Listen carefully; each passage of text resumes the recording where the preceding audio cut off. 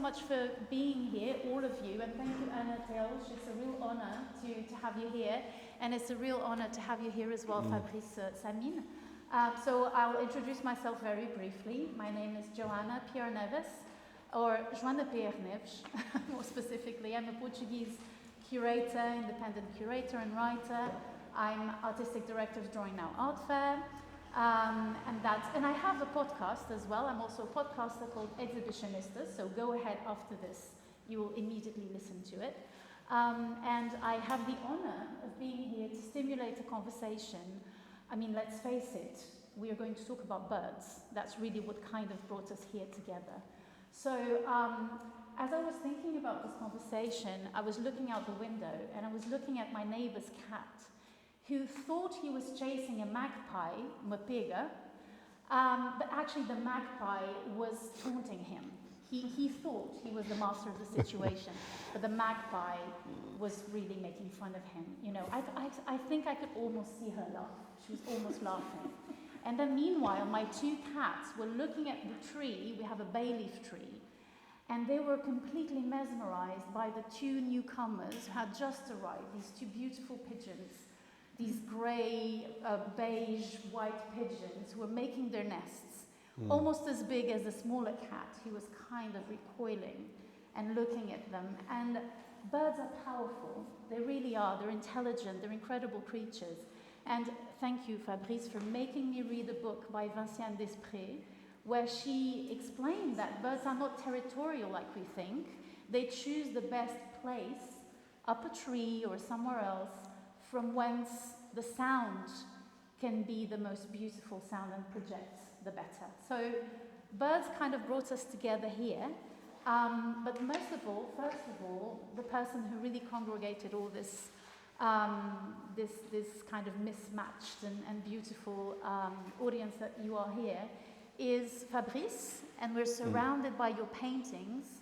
This is a beautiful kind of conceptual installation, but actually really sensible and really sensitive and really powerful, almost performative and very mindful. So can you tell us the story behind these paintings? Yeah. So first, it's happening at the blue hour, so at this time where the visible and the invisible become indivisible. All my work is about connecting the visible and the invisible. It's about going beyond duality. And here, when the leaves, in the wintertime, when the leaves become invisible, something else becomes visible.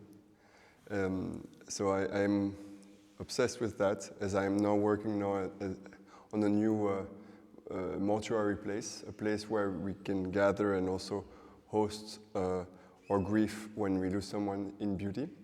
So I'm obsessed, and it also will be a place for weddings. So now, all my work is about going beyond this duality. So here is the blue hour, when the branch become almost like, just they become lines, and so they become something else. The relief reveal their shape, because they're very much outlined into the blue color. So when the leaves are gone, you can see the nest, and when the light fades away, you can see the silhouette much better, because the relief kind of goes in the background and the silhouette goes on the foreground. So I was very moved to think that when things become invisible, others become very visible. So I wanted to really give time and space to that. And so I prepared all these gradient colors, from this moment where the sun fades to almost night. And I went into the woods next to my studio, and I just walked around, and I looked at the nests, and every time I would see a nest, I would sit and really take a moment, like 15 to 20 minutes, to really remember the nest. And then I would go walk back in the studio, and have 3 paintbrushes on my belt, with a bucket of black oil paint, and with my breath, I would draw the branch of the tree. So inhaling, going in the color with the paintbrush, exhaling, going and shaping the branch. And when the exhale is over, the branch is done. So it was kind of the protocol I gave myself. because I really try to go in this this idea of the reciprocity, you know, visible, invisible, inhaling, exhaling, also is very much part of their work. So. And why did you fixate on the nest? So each painting has a nest. Why was it brought to your attention, this architecture? Because it was moving that when you see the home, it's also symbolic, you know, because all my work is trying to bring kind of spiritual questions into nature, because one of the main challenge of, you know, the book religion, the religions of the book, one of the main challenge was our relationship to nature and the way we invented nature, because we're all nature, there's only one living. And so I was moved by the fact that we see a place of a home, that when everything is vulnerable during winter, you can see a home. So it was also a metaphor that you can only see best in winter the nest. So when you're vulnerable, when it's cold, when you're being challenged, you can see what is home, who is even more so, who is home. And so that was the idea. It's also symbolic. Yeah. And so you kind of devised a title that is poetic. It sounds like a verse of a forgotten poem. You see best in winter the nest. And so the title is kind of singing in some ways. So I turn to you, Anna, because of course Sonia, when she was thinking of what to do today, what made sense, she sent me I think a sonata by Messiaen. And she said, oh my gosh, birds, birds and music. Tell us a little bit about that and about your personal relationship with bird singing and the way you go into music and playing music, interpreting. Sure.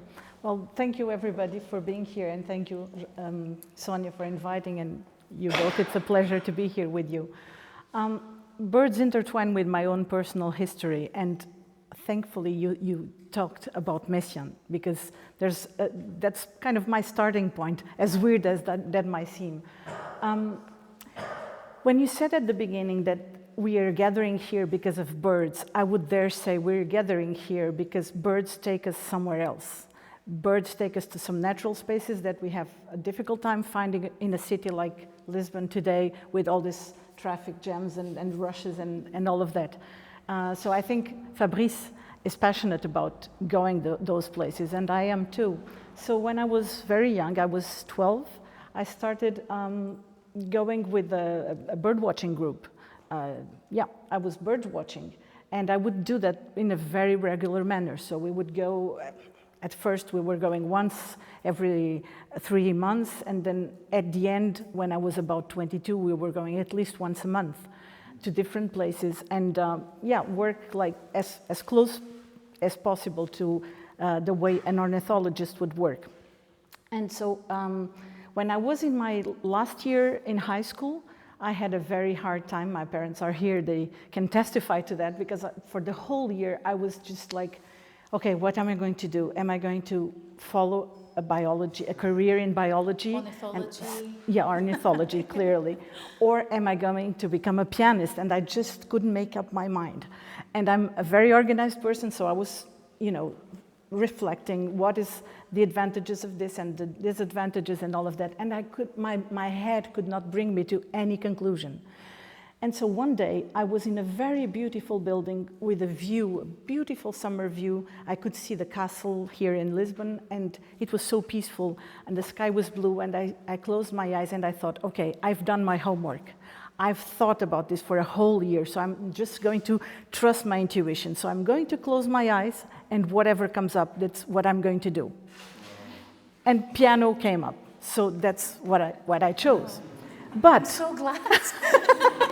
Well, let's talk about that after let's talk about that after I play.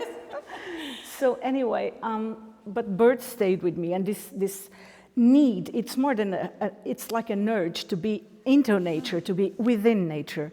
It stayed with me. So I started thinking, how can I merge those two things? I just could not leave birds behind.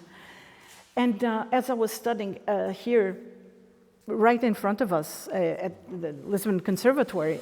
The higher school, as we call it, was in the 3rd floor, so I was there.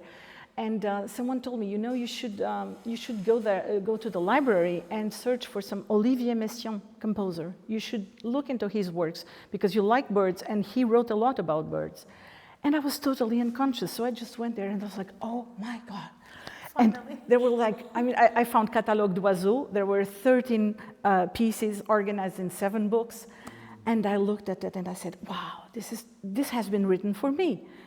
And so, which piece will I play first? And I thought, well, okay, I'll play my favorite bird. It happens to be one of the most difficult pieces, but who cares?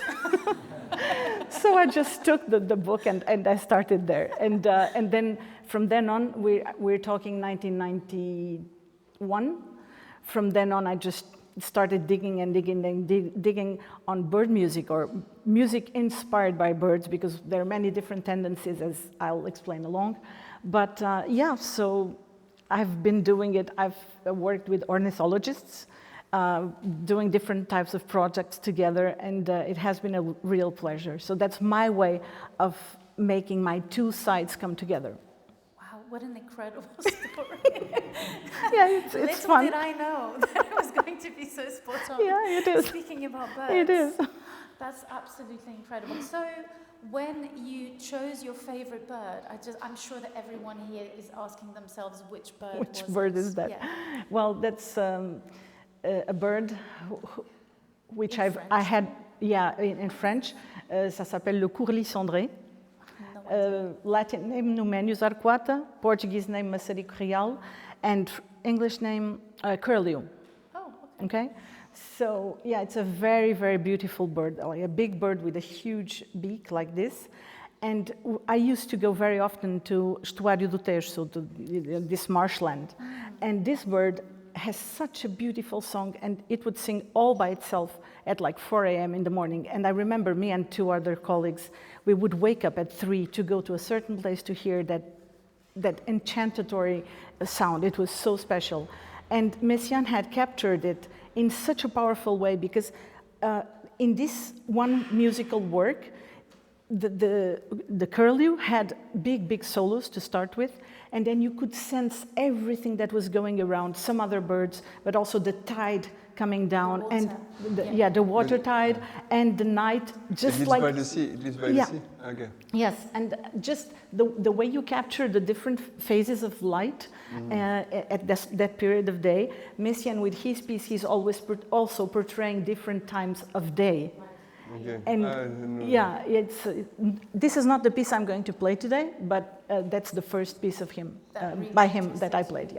Yeah. So Fabrice, exhibitions, or at least this one, are silent, right? Because you are evoking the birds, the nests, you're evoking the breath, the way you painted, the way you also were so mindful in keeping that image, and then coming back home and trying to replicate that experience of looking at the trees in the twilight.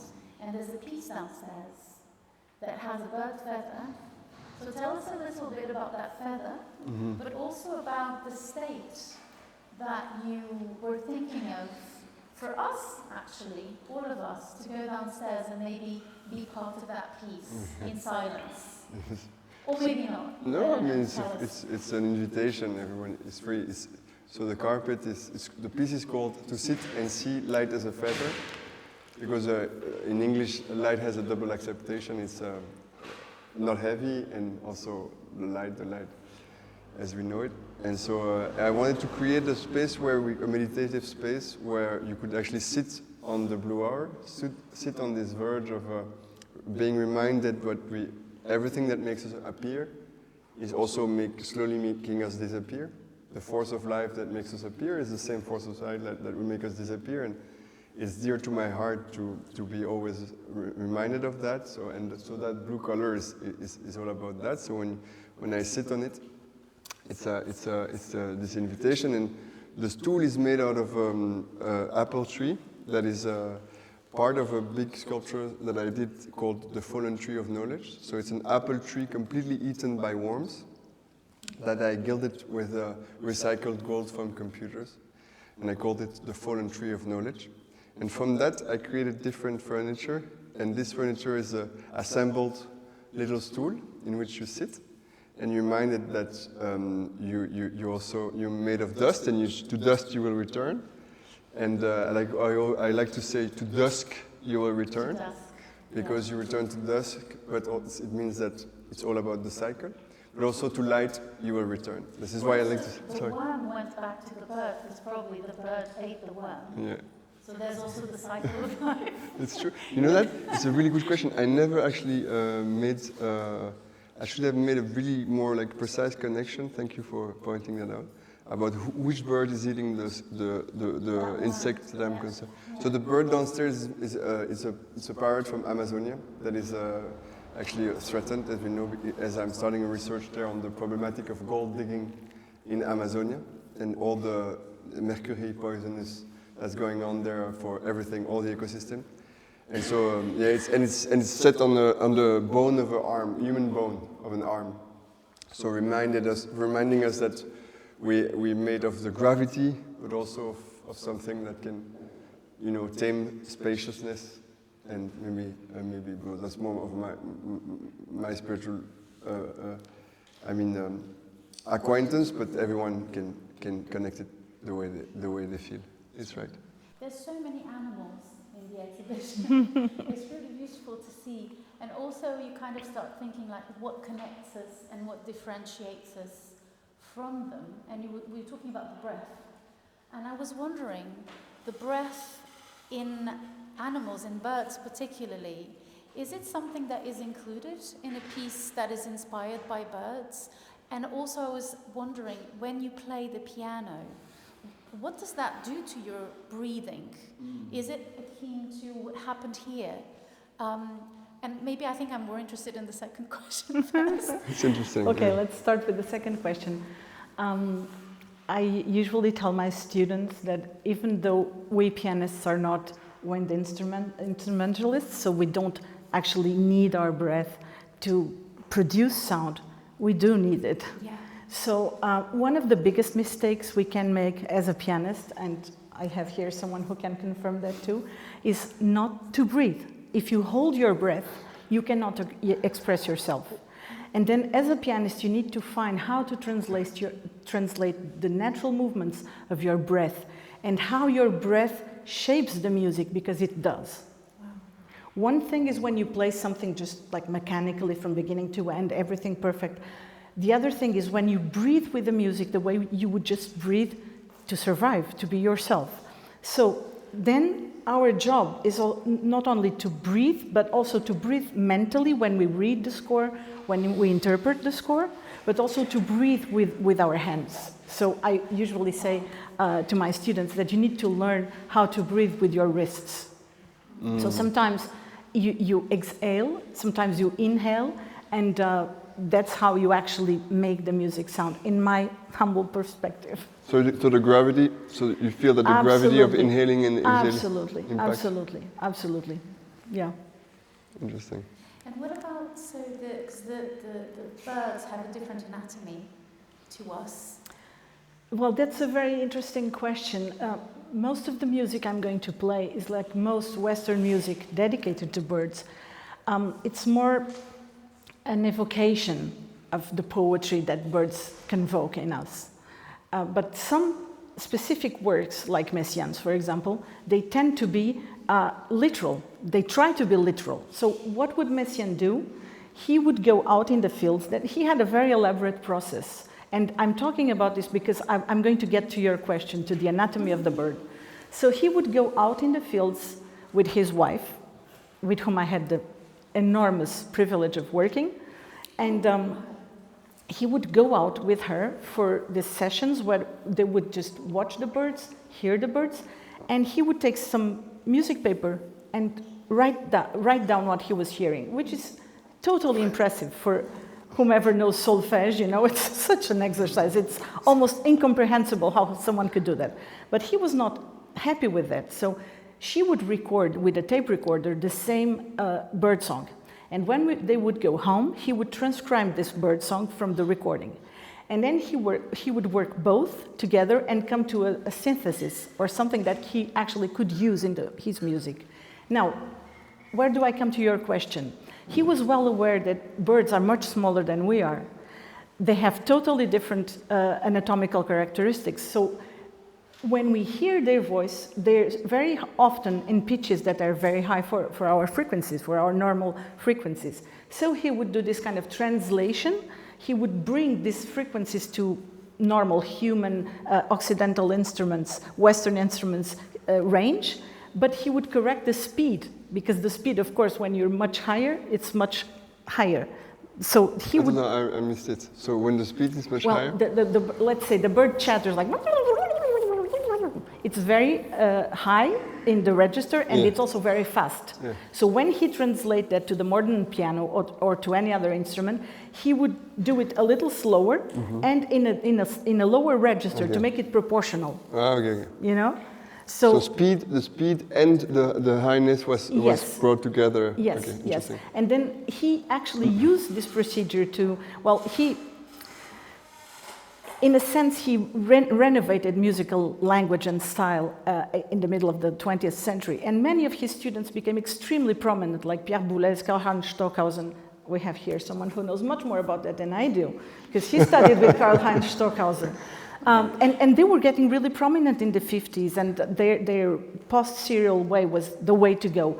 And Messiaen somehow had taught those people, but he needed to find his own language. And I find that bird song helped him a lot doing that. Yeah. Because, for example, when you'll hear what I'll do in the piano, how the way the two hands conjugate, the way harmonies are put together, they're absolutely not put together according to any previously known system. He's just trying to...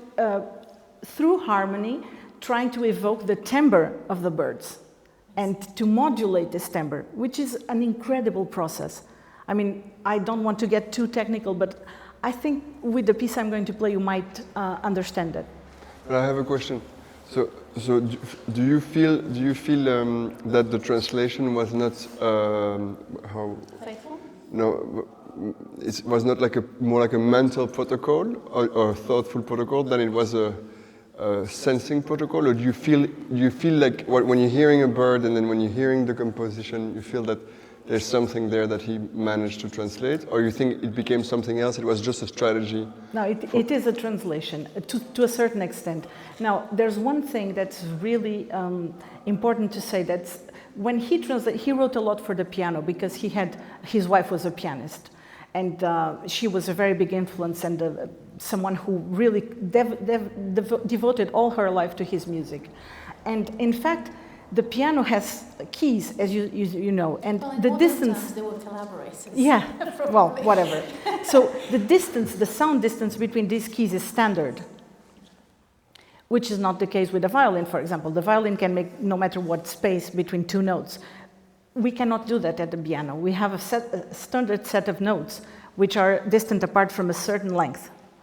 And he needed to do that translation to be able to use the piano. So that's the question. For the body of the interpreter. Exactly. So what happens, for example, when I played this first piece that I told you about, Le Courlis Cendré, I made an experience. I played it in public, and I had lots of my friends from the bird watching group. And I said, okay, so I'm not going to tell you anything. Oh. I'm going to tell you only this. This piece is about one bird. But besides that one species, there are other 17 species of birds represented. So please, mind what you'll hear and tell me after, what did you identify? And of course, the bird, they identified it all of a sudden. I mean, there was no question about it, immediately, yeah. And then from the 17 species, they could go like 10. They could identify 10. That's a lot. That's a lot. That's quite and a lot. In this one I'm going to play, I think it's quite understandable too.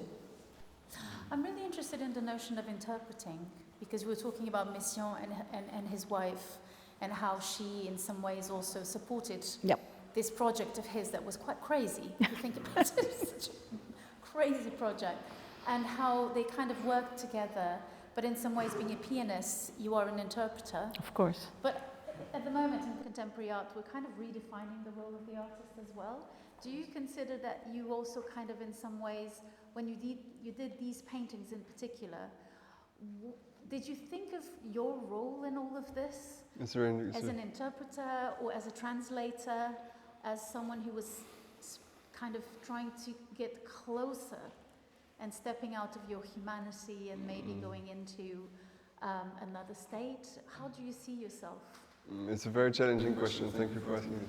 I think it's a key question to what's happening now. Maybe it's a way to make the difference. To answer that question, I have to make a difference between design and art. Okay. Because when animal produce forms, it always comes with a function, and even in seduction strategies, and I think there's this.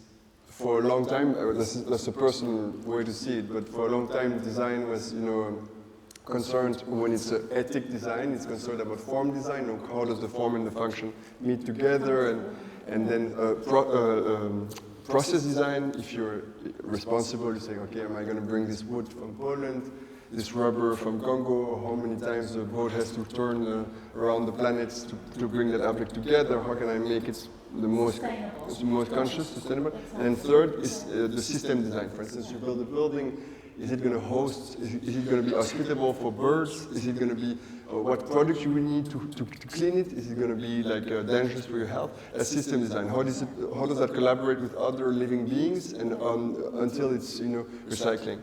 And process, how is it made and how do you design the way it's made from transport to crating and form design is just how the form. Art hasn't been about that at all. It has, until now I think. It has always been about consensus. What is beauty, what is God, what is sexuality, what is gender, what is identity, and challenging consensus. And so what is money? Reminding us that money is a consensus, and working at the base of certain things, and I think it has been sometimes quite efficient at that. But now we're realizing it's because of the huge problematic we're facing, that nothing comes out of nowhere, when you ask me this question is how would this painting go back to where it comes from? So would bird interact with that, or how, would it be or the way it will be aging, or the way it will smell? Because I use a certain product, so I will humbly say that for now I'm not there yet, but I'm working on it. I'm really working on it. This is oil paint. Yeah, yes, yeah. It's not acrylic. No, it's oil paint. And so I'm working on works that actually will also close the cycle, work from where it comes from, and then goes back to where it comes from, and keep on the interaction. And it might be closer to design. Right. Oh, it's really interesting. Because we have this idea of the hierarchies, right? You have the genius, and then the person who comes and does the technical bit and solves the problem, and then someone like you interprets. But things are so different because memory, as scientists are kind of discovering now, is not an archive in our minds. Memory is actually recreating something that you've experienced before, neurologically. So interpreting becomes something else. Of course, and also this idea of the genius is an idea which is very much connotated with romanticism. So we're not quite there yet. We're not quite there for now. Anymore, yeah. So what I feel is, as an interpreter, I have the chance. Well, I work a lot with contemporary music and also with non-contemporary music. But with non-contemporary music, I receive a score. And for a long time, I have been taught that this is the work, this is the musical work. But it's not. A score is a piece of paper with some markings on it. This becomes a work of art when I put my sensitivity to learn that music, to try to figure out how does the sensitivity of the composer connect with mine. I'm not saying that I can read the composer's thoughts, I cannot, but I can connect with him through what I feel, through what I read in that piece of paper. Well, you put some of yourself in it as well. I, of course, each time I play, I put myself on it. That's evident, and especially when you play with, when you work with contemporary composers, these barriers between the creator and the interpreter are blurring more and more, because we're actually co-creating together. We're experimenting. We're trying to find solutions. And beyond mission. Beyond? What do you mean? I just have one more question for Mission. Okay, so let's stay with mission for now. No. So how did you have strategy? Because Mission is not always easy as it reinvented. Did you have strategy talking about team spirit with the composer and then the interpreter? Did you have strategy to help the audience to really go on a blank page in their mind, to really be hospitable to what they're hearing and let go of expectation of harmony and system? Did you have strategies on that? Yes, I'll try one later on today. Okay. I'll try one. It's a total try. It's an experiment. But when I first started, I remember clearly one of the first times, if not the first one, I played Le Cours Lysandre in public. I was in a very informal space and there were lots of people and I was totally ready to play. I sat down, I was focused, I was concentrated, I was hearing the music in my head.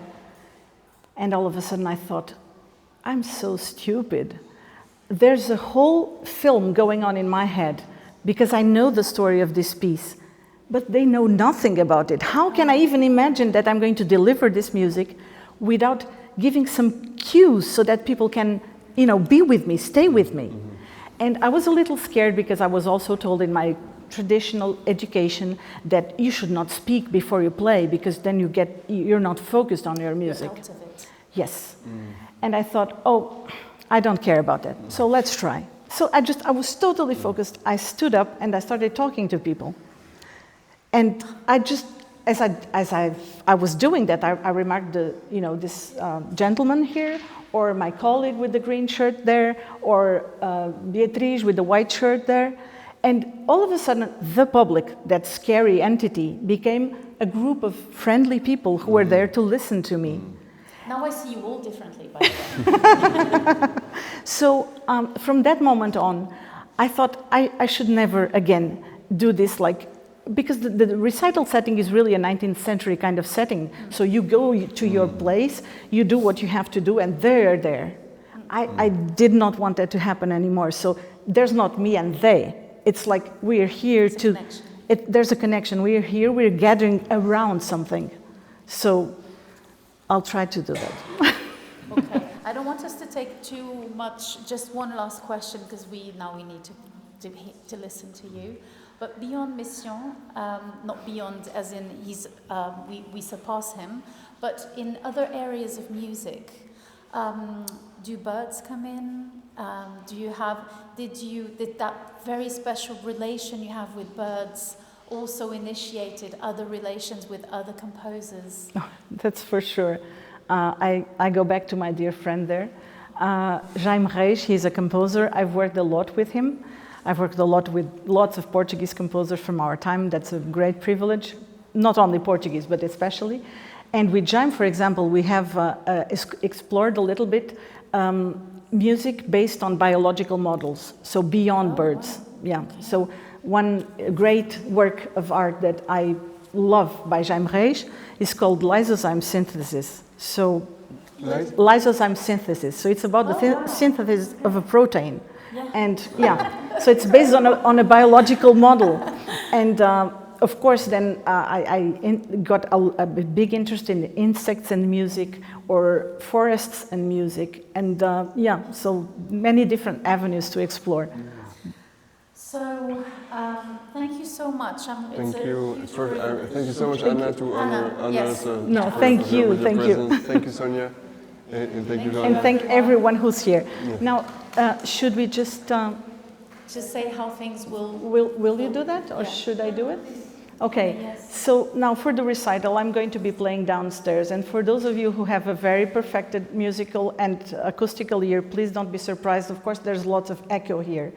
I think we can still hear what I'm playing, but the place is so special, and the fact that we're surrounded by Fabrice's work is so special that honestly, I'm not going to worry too much about that. So for those of you who are musicians, that might seem a little bit strange, but just bear with it, please. Thank you very much.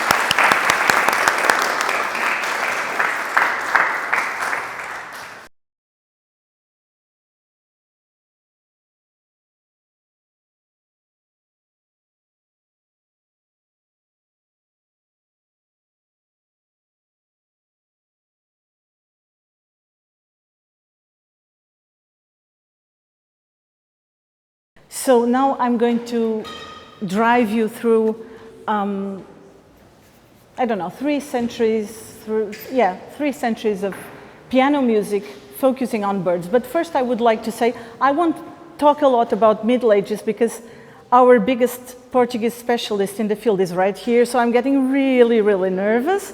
But I would like to say that bird song in music goes back not only to a lot of time in our own civilization, but it appears also in civilizations from Africa, from Asia, and from other parts of the world.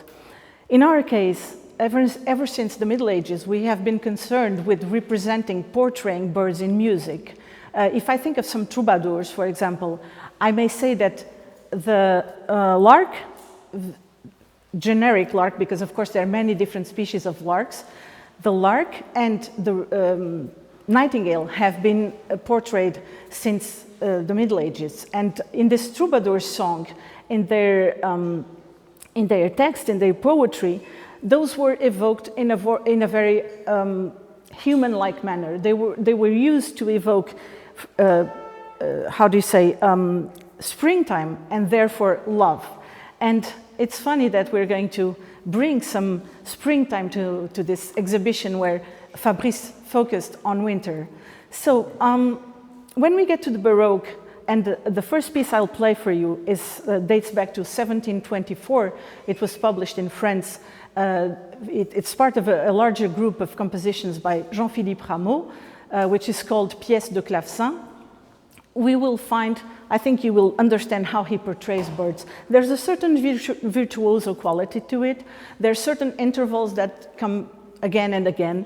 There are lots of little trills, little ornaments that evoke chattering, bird chattering, but it's evocative. It doesn't try to be a real portrait, as Messiaen will try to do much later. On the other side, even also from the Middle Ages, there was another tendency of portraying birdsong, namely the cuckoo, because the cuckoo has a very single song, a very simple song, as you know, ta ta ta ta ta ta, that was used by many composers and artists as a very simple reproduction to make. So when we wanted to be evocative, we would go to the larks and to the nightingales. When we would like to be a little more accurate, we would use cuckoos. But Rameau will simply call his piece Le Rappel des Oiseaux. So birds gathering. We're inviting spring into this exhibition. I hope you like it.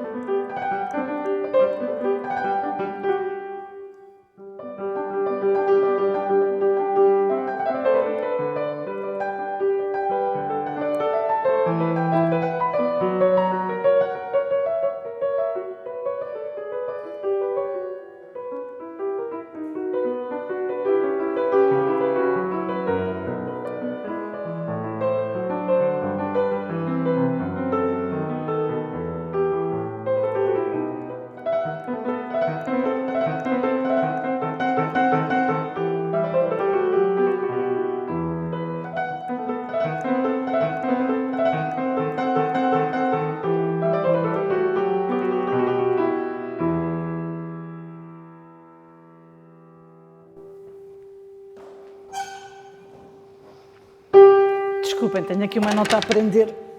E esta parte julgo que a culpa não é minha. Bom, começámos então ainda antes de meados do século XVIII e agora damos um salto. Damos um salto e vamos até ao século XIX, 1849. Esta peça tem um título enigmático, A Ave Profeta, L'Oiseau Prophète.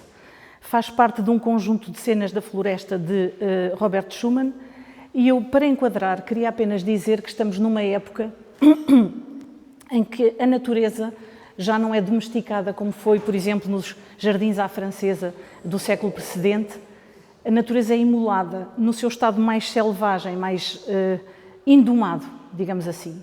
E, no fundo, a natureza convoca para o ser humano em profunda reflexão sobre o modo como se situa no mundo, convoca toda uma dimensão espiritual que vai ser aqui muito presente nesta peça. Por isso é que ela se chama L'Oiseau Prophète.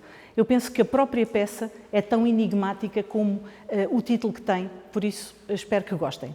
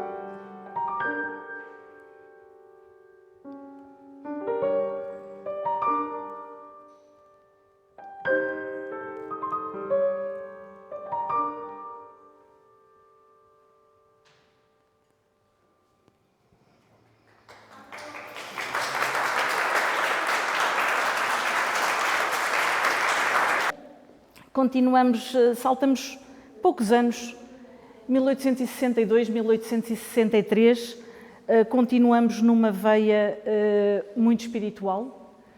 Estamos a falar agora de Franz Liszt e estamos a falar de uma obra que se chama São Francisco pregando às aves. Liszt estava na altura, desde 1861, a viver em Roma. Como muitos de vós saberão, tinha sido um extraordinário virtuoso do piano, tinha feito concertos por toda a Europa com o maior sucesso, um estrondoso sucesso, tinha desenvolvido o próprio piano a um nível nunca antes pensado e no final da vida começa a refletir sobre essa vida, sobre a sua ligação com o mundo, com a espiritualidade e começa a fechar-se mais sobre aquilo que é o seu universo interior, recolhendo-se um pouco da vida mundana que tinha tido até lá. Desculpem, esqueci-me que era para continuar em inglês. I'm so sorry, I forgot I should go on in English. So, here we go. So I'm sorry for the problem with the piano. There's really nothing I can do about it, so I'll just assume it and try to not get too distracted about it and just keep going. So as I was saying, we are going now from Robert Schumann to Franz Liszt, and we're going to visit a work he wrote in 1862-63, a work called The Predication of St. Francis to the Birds. As I was saying, Liszt had been living in Rome since 1861, and he had been one of the biggest virtuosos in history, someone that brought the piano to another level that had never previously been dreamt of, and someone who had been in all the stages around Europe, who had had enormous and consistent success all over the Western world at the time.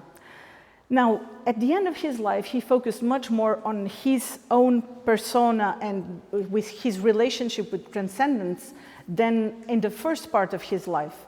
He had had a really accidented sentimental life and all of that, and those years seemed to be behind him as he was reflecting in a more mystical and religious way. He even got minor orders in Rome.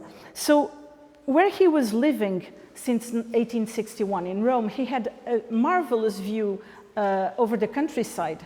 And he was very much inspired by this nature that surrounded him, but at the same time by his own mystical reflection.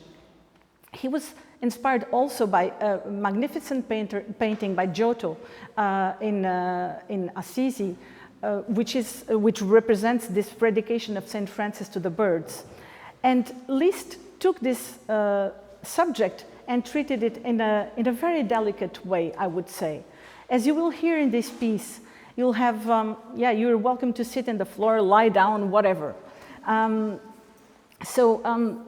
He really treats the piano here in a very, very delicate sense.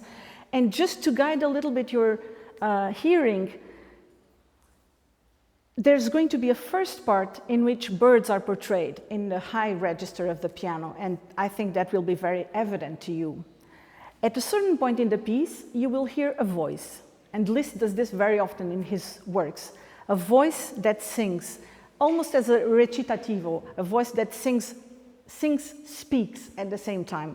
And this voice is supposed to be the saint, St. Francis himself.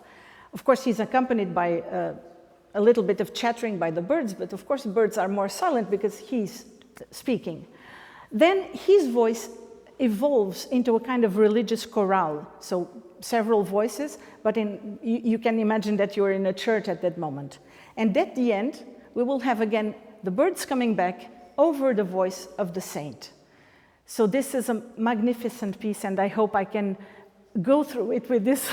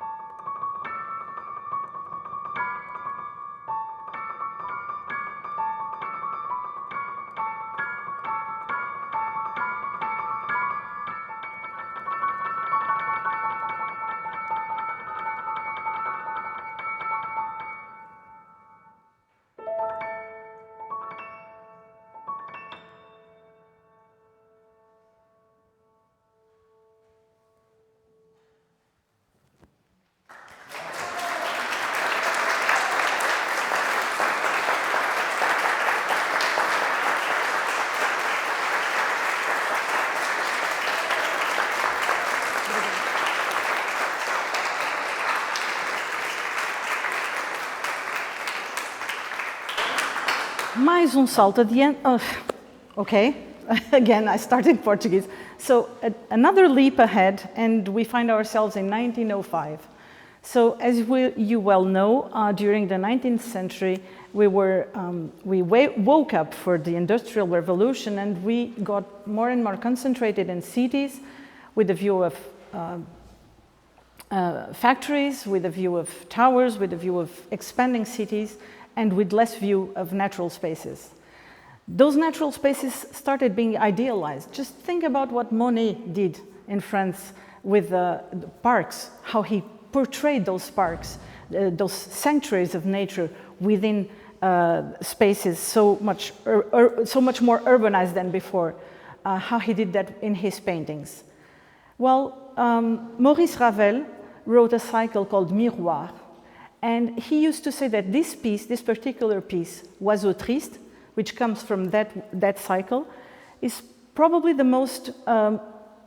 one that was most spontaneous for him. And this piece actually portrays birds in a very dark forest in the heat of the summer. So they're kind of dormant because of this heat that surrounds us, and I come from Alentejo, so I can totally relate to that feeling, but we don't have those dark forests as you can find in Fontainebleau, for example. So, Oiseau Triste.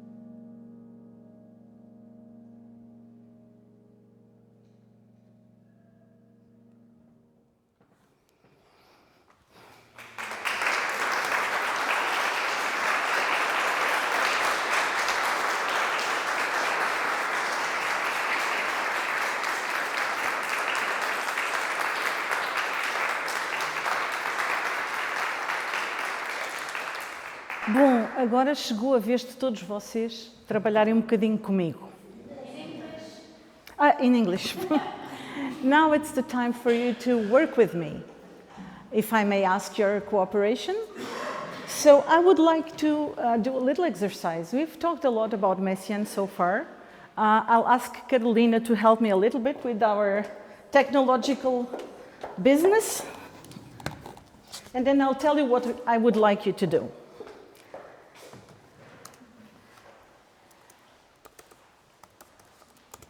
Carolina,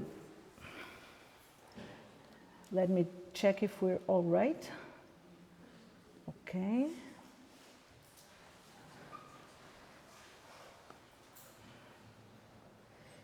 Just one more little detail. Okay.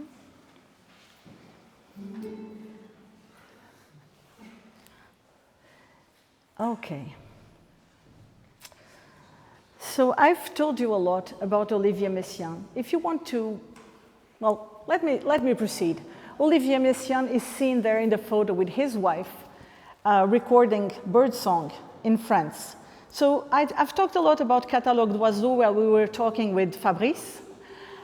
This is a magnificent work for piano composed of 13 pieces which are organized in 7 books. He was crazy about prime numbers. So in these 7 books, these 13 pieces in 7 books, they are the result of a big campaign of collecting birdsong all over France that he did with his wife between the years of 1956 and 1958. So he transcribed, he recorded, and he devoted one piece to a different bird, each one of them. Now, the piece I'm going to play has as a principal actor the bird, the skylark. So the skylark is going to be in a dialogue, but let's talk about this in a moment. Skylark, where are you? Oh, first, before we talk about the skylark, let me tell you a funny story about this piece. When he was traveling with Yvonne Loriot, they got married only in 1962 because he had been previously married to a violinist, Claire Delbos, and she was not dead when she had to be interned in a medical facility because she had some health problems. And she was there for a very long time. And of course, Messiaen was a very Catholic person. He could not even conceive of the idea of a divorce, especially because his wife was ill. So he just he kept faithful to her, even though they were not living together for many years. And in the meanwhile, Yvonne Loriot, who was to become his second wife, was his student at the Paris Conservatoire. And so when they did this research work in the fields, they were not yet married. Yvonne Loriot recalls, this is something she told me in one of my classes with her, that they were, at some point, they were in a place in France that's called the region of Forez. And they had rented 2 rooms in a small place. And one evening, she was very surprised to see that Messiaen, her professor, was missing. She went down the hallway, and down the hallway there was a toilet. And he was there. He was in the toilet, and he would not come out. So she was a bit worried, a bit scared. Of course, he was her professor, so she didn't dare knock and say, "Hey, is everything okay?" So she just, tried to go to bed and get some sleep. And in the early morning, he came out. And what she said was that he had been noting birdsong for the whole night. Now, who were the people, the birds he was listening to? Well, the 2 birds we're going to listen right now. The woodlark, the woodlark and the nightingale. They're going to be in a dialogue. So, as in all of the pieces of Messiaen in the Catalogue d'Oiseaux, he writes a scenario, as you have there. So he's basically describing, you're in a forest. Actually, there's this lane of like a prairie, and then you have trees on one side, and then you have the mountain on the other side. And that's the place where he finds the trees, where he will listen to these 2 birds singing. He always does this for his pieces. His pieces in Catalogue d'Oiseaux are more like, how should I say, like theater pieces, put in a natural setting, and then the piece has a narrative. Now, our characters. So this is the place, by the way. So you can see there a little bit. I found this picture where you can see more or less the prairie, the mountain, and the trees aligned. And now, our first character, the woodlark. Now you know her. Nice to meet you. And her counterpart, the nightingale. So just put these two heads in your minds for the moment, okay? So these are both of them together. Now, the woodlark, normally her song comes when she's in flight, in a very high flight.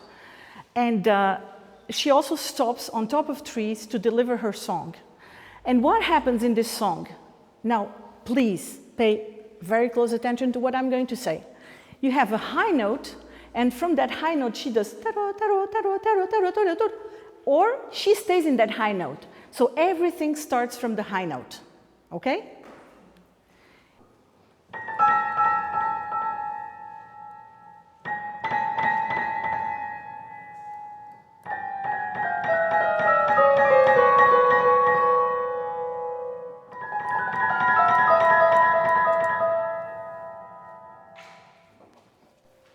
What do you think?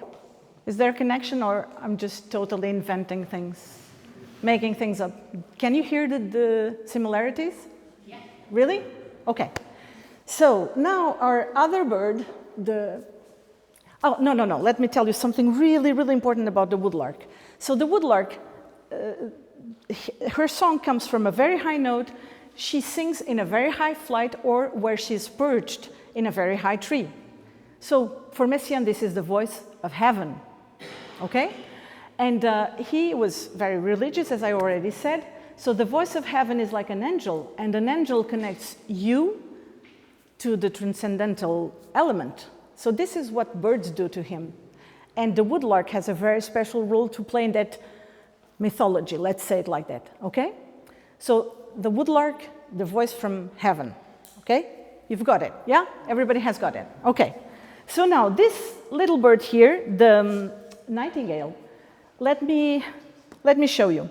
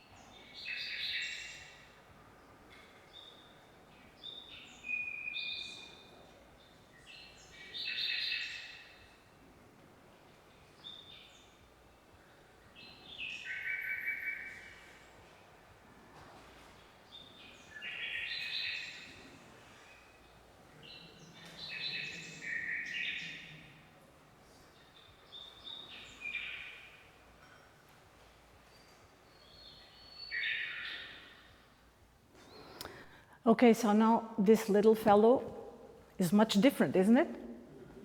Yeah, so a lot of different timbres. It's like the texture of the different cells of his song is really contrasting, right? Well, normally he's singing, probably all of you know nightingales, and you know that they're not easy to see. You probably have heard them, but not seen them. Why? Because they are normally hidden in bushes. So this is what Messiaen heard that night. The woodlark was on top of a tree, outside of this little toilet window, and the nightingale was in a bush underneath. Okay, so they were talking to each other in a kind of antiphonal way. They were exchanging. Okay, so this is what is going to happen in that piece. Now, this is where your part starts. I would like to ask everybody to feel really comfortable with whether with a chair, lying on the floor, as you are, no matter. Just close your eyes. And listen to what I'm going to do. So I said he spent the night doing this, right? So that means that the birds were singing during the night, okay? So this is how he portrays the night. And as I play, I just want you to close your eyes. Do not look at me, forget that I exist. Just focus on these chords that will bring us to the night, okay? So now we're rejoining Fabrice's dark blues, okay? So just stay with me, close your eyes, and feel the night coming down on you.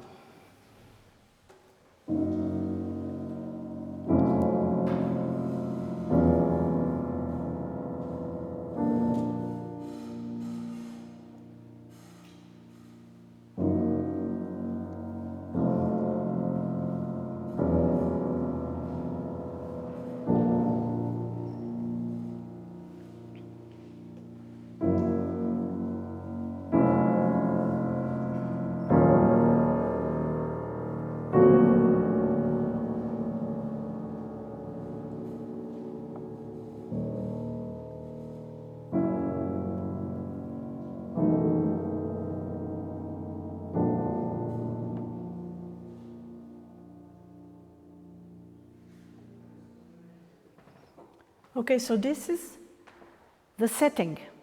If you were in a theater, you would have furniture, you would have a setting. This is the setting for our theater play tonight, okay? So now the exercise.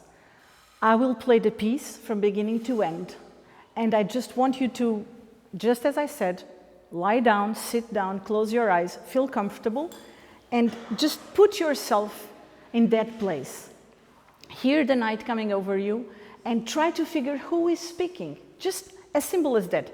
And I'll give you some cues, okay? So someone is going to start, and I give you the cue, the woodlark will start, okay? And then there's going to be the nightingale, and then the lark will come back again, back and forth, and someone will end the dialogue, okay? So your exercise is really simple. You just need to focus on the music, sense who is speaking at each time, and then at the end, you just have to tell me who finished up the discourse. That's all I ask you, okay? So I hope you'll enjoy the experience.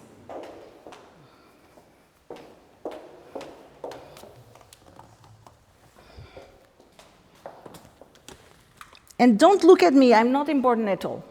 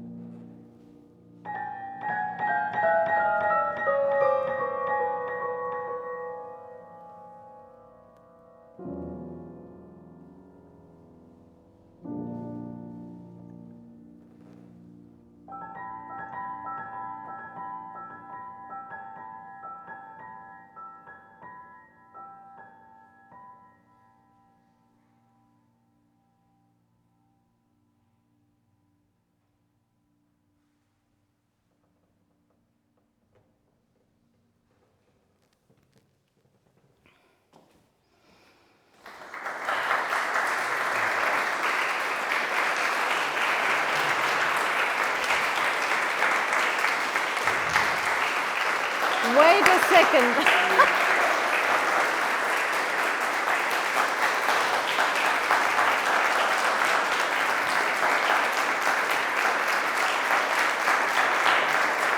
Eu quero a resposta à minha pergunta.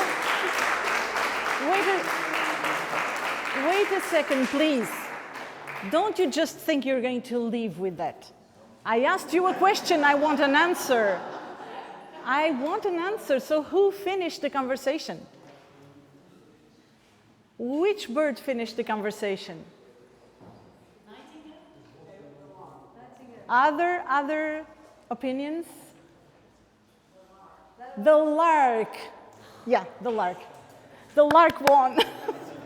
Well, thank you so much. I see you didn't fall asleep, so that's good and that's bad. But anyway, thanks so much. This has been an incredible pleasure, Fabrice and Sonia, to be here and to share this moment with you. So thank you, everybody.